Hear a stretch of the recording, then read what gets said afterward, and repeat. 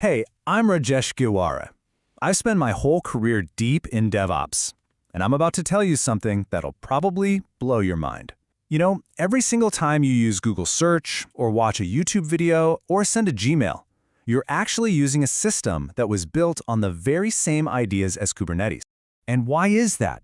Well, it's because Kubernetes is basically the secret weapon Google uses to run, and I mean this literally, billions of containers every single week. My promise to you is simple. In just the next 6 minutes, you're going to understand its architecture better than most developers who claim to know it. You ready? Let's go. You've got this. Okay, let's dive right in. To really get what Kubernetes is all about, you have to go back to where it all started, inside Google. So what is this thing, really? At its heart, Kubernetes is an orchestrator. Just picture a huge, complex orchestra. But, instead of musicians, you've got thousands of tiny software containers. Kubernetes is the conductor, telling every single one when to play, what to play, and how to stay in perfect harmony with everyone else. The story really begins with an internal system Google built called Borg. And yeah, for all you Star Trek fans out there, that name is 100% intentional. Resistance is futile! After running their entire empire on Borg for a decade, Google decided to release an open-source version to the world in 2014, and they called it Kubernetes. Did the Borg name surprise you? Comment Borg if you're a Star Trek fan. Now, you're going to see it written as KAS all the time. It's just a simple, kind of nerdy abbreviation. You take the first letter, K, the last letter, S, and then you just count the 8 letters that are in between. K, 8, S. Simple as that. All right, let's get into the good stuff, the architecture. The whole system is called a cluster, and it's really made of 2 basic parts. I want you to just picture a city for a second. The control plane, that's City Hall. It's the brain of the whole operation. It's where all the decisions get made. Then you've got the worker nodes. Think of these as the neighborhoods, the busy streets where all the real work is happening. This is where your applications actually live and run. And inside those neighborhoods, your apps live in these things called pods. A pod is the absolute smallest thing you can create in Kubernetes. It's kind of like a little house that holds 1 or more containers, giving them a shared home with their own network and storage. So the most important thing to get is what's inside that brain, the control plane. Let's meet the management team running this whole show. First up, the API server. Think of this as the super secure front desk of your entire cluster. Every single request, every command, whether it's you typing kubectl or another part of the system, it has to go through this one single entry point. And I mean every command. It is the only way in. Next, we have etcd. This is the cluster's memory. It's the single, undisputed source of truth for everything. It knows the desired state of the entire system. If etcd goes down, your cluster basically gets amnesia. It's a total catastrophic failure.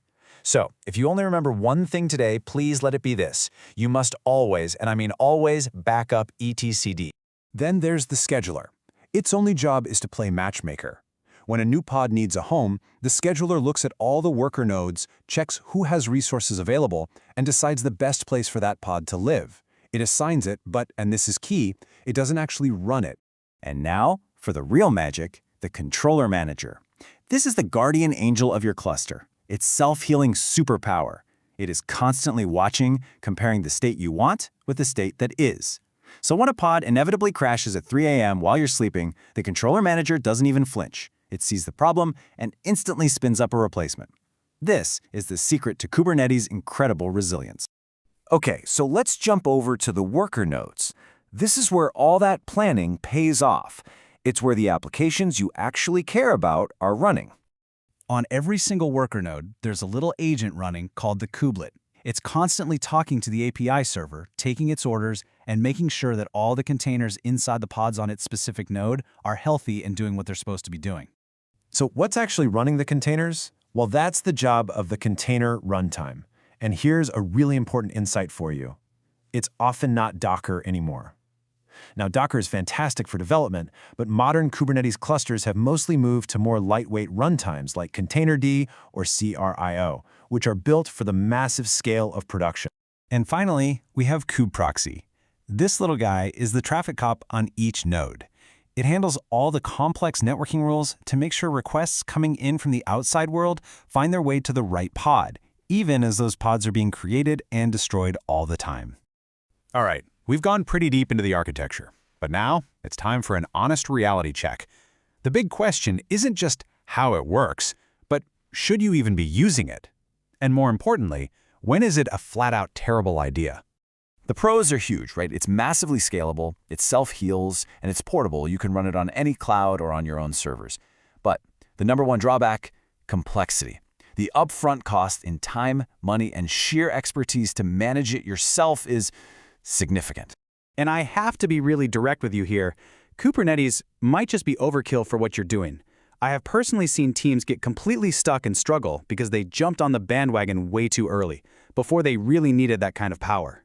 So what's the smart path forward? Well, it really depends on the size of your organization. So let me give you my straight-up recommendation. If you're a mid-sized organization, the best way to get started is with a managed service. Let the cloud provider handle the absolute nightmare of managing that control plane. Look at Amazon EKS, Google GKE, or Azure AKS. This is the perfect balance of power and simplicity. And for a small organization, a startup, my advice is even simpler. Remember Yagni. You aren't gonna need it. Start simple. Focus on your product. You can always move to Kubernetes later, when the complexity is actually worth it. So there you have it. Control plane is the brain, worker nodes are the muscle. If you're ready to go deeper, definitely hit that subscribe button because my full Kubernetes series is coming soon. We're going to cover everything from pods and deployments to CKA exam prep. I'm Rajesh Gheware. Now I want to hear from you. Are you team EKS, GKS, or AKS? Drop it in the comments below and subscribe for more